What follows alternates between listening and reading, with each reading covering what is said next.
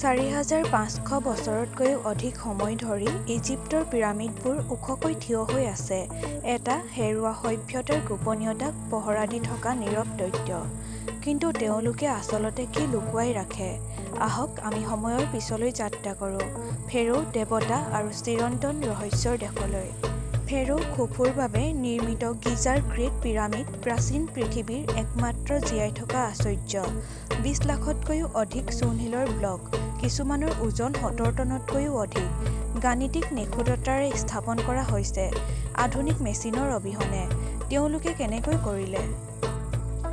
ভিতৰত বতাহ নিশ্চল হৈ আছে। গ্ৰেণ্ড গেলেৰীয়ে ৰজাৰ চেম্বাৰলৈ লৈ যায়, য'ত সময় নিজেই নিথৰ অনুভৱ হয়।